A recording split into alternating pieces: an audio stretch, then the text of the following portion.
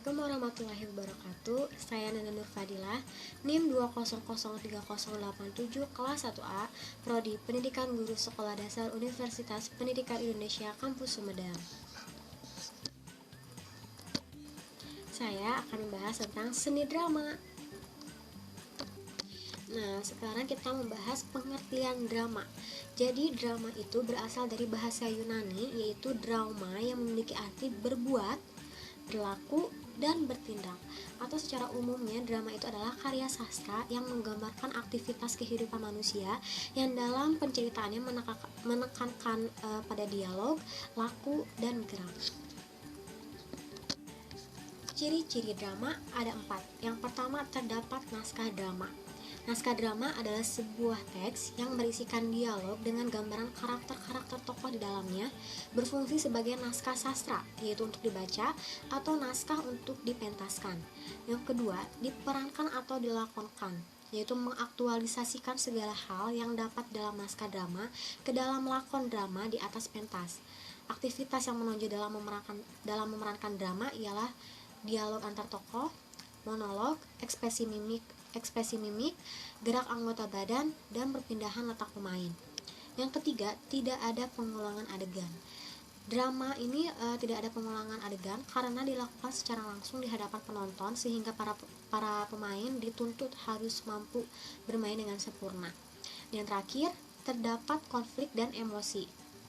Karena drama itu selalu memiliki topik atau tema yang beragam, sehingga selalu timbulnya konflik antara beberapa tokoh menurut topik tersebut dan memiliki permasalahan yang timbul di drama tersebut. Unsur-unsur drama ada 6. Yang pertama, tokoh. Tokoh itu terbagi 2. Yang pertama berdasarkan sifat. Berdasarkan sifat itu ada tokoh protagonis, yaitu tokoh utama yang mendukung cerita, atau tokoh yang bisa disebut tokoh antagonis, yaitu tokoh penentang cerita. Biasanya ada seorang tokoh utama yang menentang cerita kan. Nah, biasanya tuh antagonis itu jahat. Terus yang ketiga, tokoh tritagonis, yaitu tokoh pembantu yang dimana dia tuh netral, baik untuk tokoh protagonis maupun tokoh antagonis. Dan yang kedua berdasarkan peranan, yaitu tokoh sentral, tokoh yang paling menentukan dalam drama. Tokoh sentral merupakan penyebab terjadinya konflik. Tokoh sentral meliputi tokoh protagonis dan tokoh antagonis. Yang kedua, tokoh utama, yaitu tokoh pendukung atau penentang tokoh sentral, dapat juga sebagai perantara tokoh sentral, atau dalam hal ini adalah tokoh tritagonis. Dan yang terakhir itu tokoh pembantu, yang dimana tokoh-tokoh yang memegang peran pelengkap atau tambahan dalam mata rangkai cerita. Kehadiran tokoh pembantu sebenarnya tidak semua drama menampilkan. Yang kedua, unsur drama itu ada watak.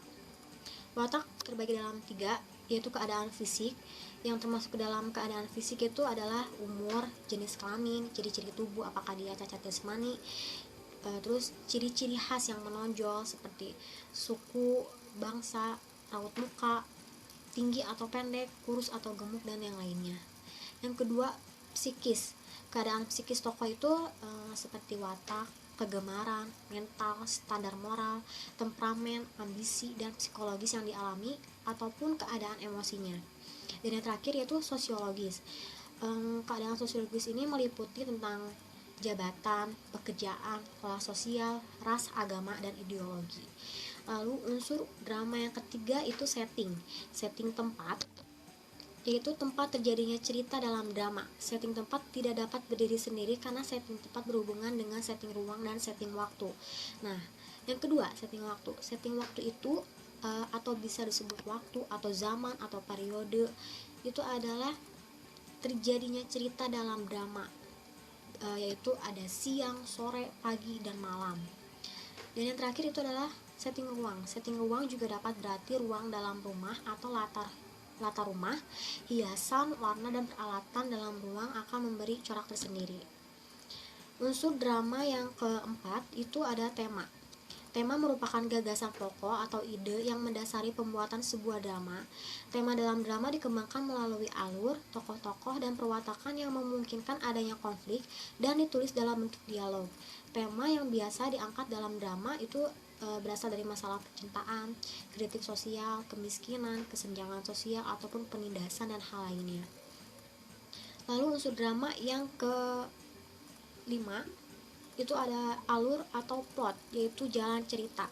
Dalam alur, sebuah naskah drama bukan permasalahan maju mundurnya sebuah cerita seperti yang dimaksudkan dalam karangan prosa, tetapi alur yang membimbing cerita dari awal hingga tuntas, dimulai dengan pemaparan, yaitu perkenalan awal tokoh dan penokohan, adanya masalah atau konflik, komplikasi, masalah baru, krisis, pertentangan mencapai titik puncak klimaks sampai dengan anti klimaks, dan resolusi, pemecahan masalah, dan ditutup dengan ending, yaitu keputusan. Ada pula yang menggambarkan alur dalam sebuah naskah drama itu permulaan, bagian tengah, dan bagian akhir. Unsur drama yang terakhir yaitu amanat, pesan, atau nilai moral. Seorang pengarang drama, baik sadar ataupun tidak sadar, pasti menyampaikan amanat dalam karyanya. Amanat adalah pesan yang disampaikan pengarang kepada pembaca atau penonton melalui karyanya. Amanat yang hendak disampaikan pengarang melalui drama harus ditentukan atau dicari sendiri oleh pembaca atau penonton.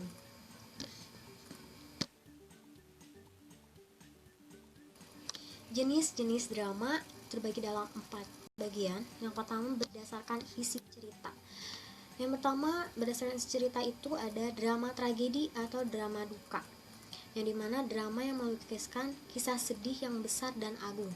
Tokoh-tokohnya terlibat dalam bencana atau masalah yang besar.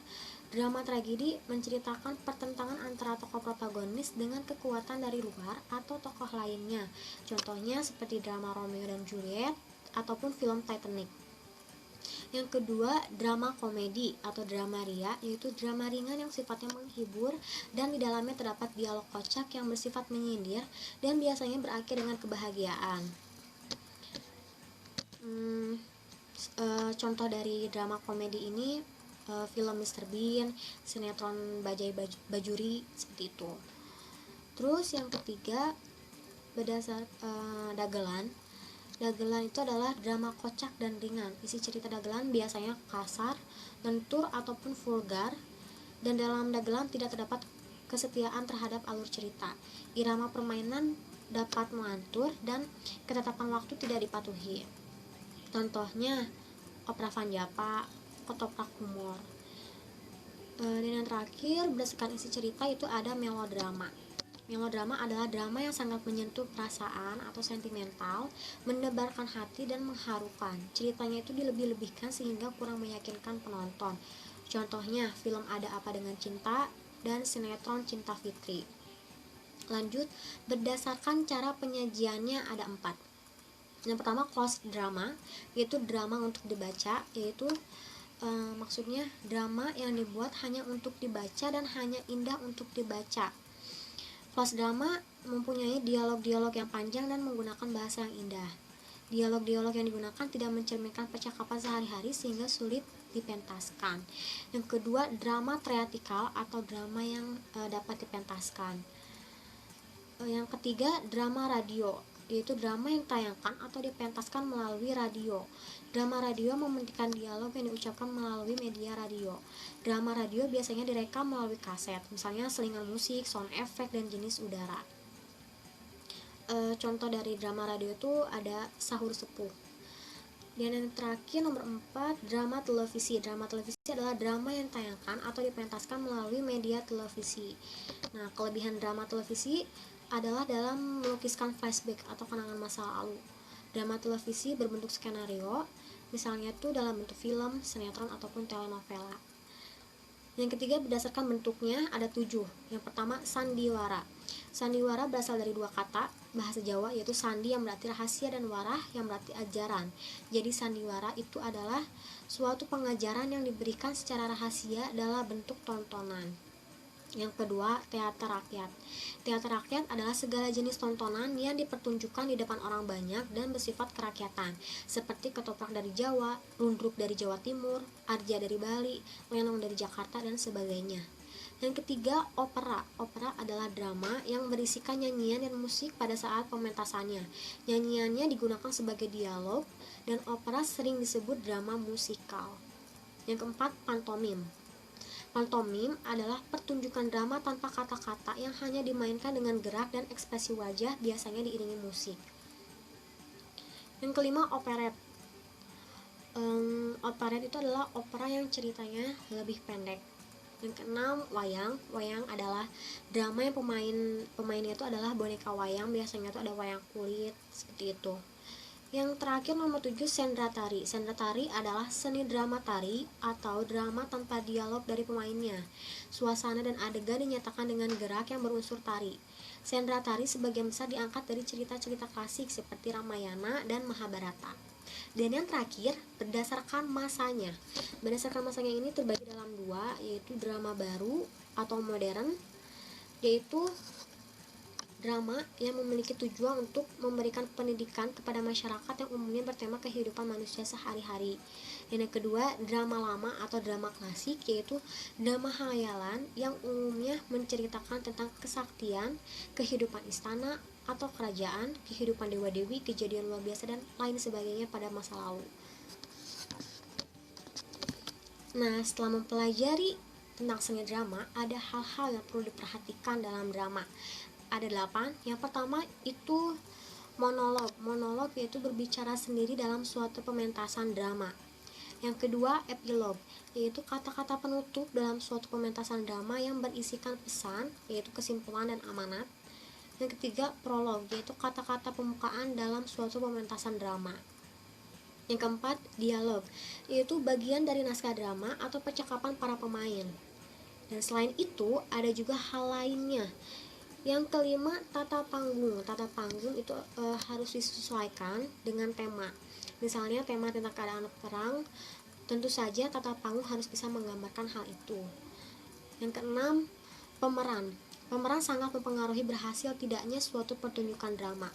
Pemeran harus mampu menampilkan watak dari tokoh yang diperankannya tersebut. Yang ketujuh, kostum. Kostum akan mendukung pementasan, karena pemilihan kostum harus sesuai karakter tokoh yang akan diperankannya tersebut. Dan yang terakhir adalah suara. Suara sangat mempengaruhi kelancaran suatu pementasan. Suara dapat berupa vokal si pemain, ataupun musik yang mengiringi pementasan tersebut, penggunaan pengeras, dan suara sangat diperlukan jika pemain tidak dapat bersuara secara lantang dan jelas. Maksudnya, penggunaan pengeras suara itu sangat diperlukan jika pemain tidak dapat bersuara secara lantang dan jelas.